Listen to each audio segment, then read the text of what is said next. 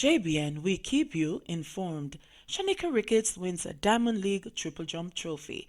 Jamaica's Shanieka Ricketts has won the women's triple jump at the IAAF Diamond League yesterday in Zurich, Switzerland. Ricketts, who led after 5 jumps, produced a personal best of 14.92 meters to take the diamond trophy. She won with the last jump of the competition, beating her previous best mark of 14.77 meters. Before the last jump, I knew that I had a chance and I needed to take that chance. This is my first Diamond League win, and with a PB I am so happy, she said.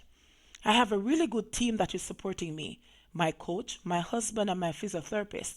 So a new PB was possible today. At Doha, I do not care about the color, I just need a medal. I will go home to Kingston, Jamaica to train, and in mid-September I'll go to Qatar with the Jamaican team for a training camp, Ricketts added.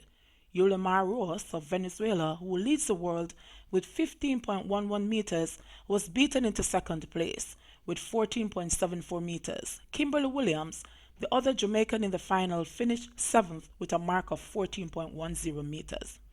Senior citizen dies from second gun attack in 3 years. For the second time in around 3 years, an elderly man in Trelawney has been mysteriously attacked and shot, this time fatally. Police investigators are now busy trying to establish if there is any connection between the two shootings. So far, no link has been found, but the probe continues. On Tuesday night of this week, the elderly man was gunned down by unknown assailants while on his way home in the Bounty Hall area of the parish. He has been identified as 71-year-old painter Lawrence Kelly of Bounty Hall District. Reports are that about 8:30 p.m., Kelly was walking along the roadway towards his home when gunshots were heard. The police were called, and when they arrived at the scene, they found the painter lying along the roadway in a pool of blood, suffering from gunshot wounds. He was taken to the hospital where he was pronounced dead. Investigators revealed that about 3 years ago, Kelly relocated to Bounty Hall after being shot and injured in a nearby community in the parish where he lived alone. Suspect in businessman's murder nabbed in Westmoreland. The police have made a breakthrough in their investigation into the murder of Westmoreland businessman Gladstone Clark. 25-year-old Ralston Griffiths of a Savlamar address in the parish has been charged with Clark's murder. Griffiths has also been charged with wounding with intent and robbery with aggravation. Police sources say Griffiths was arrested on July 6 under the state of public emergency now in place in Hanover, Westmoreland and St. James. He was charged on Tuesday. Clark, a 68-year-old businessman of Deans Valley Housing Scheme, Petersfield, Westmoreland, was shot dead and one of his employees shot and injured on March 9 about 8:55 a.m. It was reported that Clark had just arrived at his electrical and electronics store on Chantilly Road in Savlamar when he was pounced on by a man, believed to be Griffiths, who immediately opened fire, hitting him multiple times in his upper body. Clark's employee was shot in the groin. According to the allegation, Griffiths proceeded to rob Clark of his licensed Smith & Wesson 9mm pistol loaded with an undetermined number of rounds and a cellular phone before escaping on foot. Clark was taken to the hospital where he was pronounced dead and the employee admitted for treatment. Man who stole gun from police to appear in court today. A man who reportedly attacked and injured a policeman before relieving the cop of his service pistol last Thursday is to appear in court on Friday. The police reported that the man, a security guard, identified as Romario Kevin Abrahams, was wanted by the St. Andrew Central Police after the incident at the Crossroads Police Station in St. Andrew. Abrahams reportedly went to the station at about 1 p.m. to give a statement and to submit a medical report in relation to a case of assault occasioning actually bodily harm.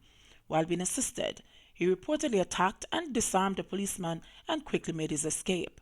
The police said that Abrahams was held the day after at the Spanish Town Hospital while trying to get medical attention. Reports are that while making his escape from the Crossroads police station, he injured his hand. The police said a firearm was recovered from the accused. He has since been charged with illegal possession of a firearm and several other offenses. Cops charge men for mysterious robberies targeting foreign nationals. Police say they have now charged 2 men, who they believe are linked to the ongoing robbery scheme involving persons trailing and then attacking foreign nationals, especially those heading to the Police Area 3 region, which covers St. Elizabeth, Clarendon, and Manchester. Police say the men identified as Mark Grant, a 26-year-old taxi operator, and 23-year-old Shamar Anderson, both of Palmer's Cross in Clarendon. They were slapped with charges of robbery with aggravation, assault at common law, assault with intent to rob, and conspiracy to rob after days of questioning. Reports are that about 6:45 p.m. on Saturday, August 24, two female visitors to the island were traveling along the Spur Tree Main Road when they heard a noise coming from beneath the vehicle and stopped to make checks. A Toyota Probox allegedly drove up behind them. The occupants exited the vehicle claiming to want to help. Two of the men armed with knives reportedly approached the women and robbed them. The police were alerted and the vehicle was intercepted. The car, along with its occupants, was searched and the stolen items recovered. The men who were positively identified as the robbers were arrested and subsequently charged. The men are both scheduled to appear before the Mandeville Parish Court on Wednesday, September 4, to answer to the charges of robbery with aggravation, assault at common law, assault with intent to rob, and conspiracy to rob. Local authorities last week said they have clamped down on a scheme involving criminals trailing and targeting a number of foreign nationals heading to parishes in the Police's Area 3 region. What is strange about the robberies is that they are carried out on visitors who leave the airport and while heading to one of the above-mentioned parishes develop mechanical problems with their transportation, police revealed. The robberies are normally carried out by persons offering to assist the visitors. The police said within the last month they have had to investigate 5 such cases. It is suspected that criminals involved in the attacks may have been trailing the unsuspecting visitors after they left the airport and may have placed devices on the vehicles of their victims at various points along their journey, for example, at places where they stopped to get refreshments. Taxi operators may mount Monday protest. There could be disruptions in public transportation in sections of the island on Monday, as some upset taxi operators could withdraw their services. The disgruntled operators are reportedly dissatisfied that they have not been given a fare increase by the government.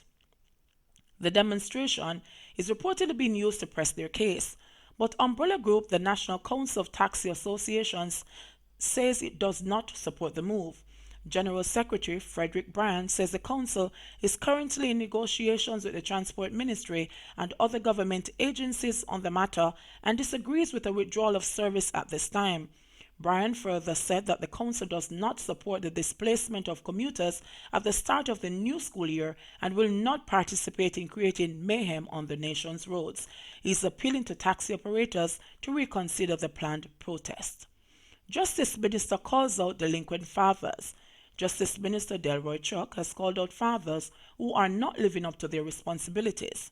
Delivering the main address at a child diversion program sensitization seminar for justices of the peace and the police in Mandeville on Wednesday, Chuck said far too many Jamaican fathers are being called to the family courts for maintenance. The poor mothers in this country are overburdened. They alone never had the child, but from the fathers get the child, you don't see them again. Some show their face now and then, but if a child ever turns out to be a success, you hear how great they were, he said. Chuck argued that if parents were living up to their responsibilities, child diversion centers and family courts would not be necessary. The Justice Minister called for the police and justices of the peace present to speak about this issue, as he said that fathers must take responsibility for their children and assist in mentoring and parenting them, because when they don't, the problems end up at the Ministry of Justice. Chuck explained that child diversion is one of the many programs that the ministry is pushing across the island, as government has to address many of the island's social problems in a similar manner to what is being done with restorative justice and mediation. These are programs to ensure that the problems are dealt with, that justice is being done, because there can be no peace without justice. Child diversion is extremely important.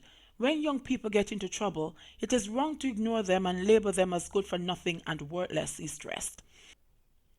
The Justice Minister said in those tender years, children need guidance, as they are the candidates of gangs and those who become recidivists in the prison system. And that is why the Ministry of Justice considers it important that we capture all of those youngsters who are going on the wrong path and showing deviant, delinquent behavior, and mentor them and change their ways and urge them to move on the straight and narrow path, he said.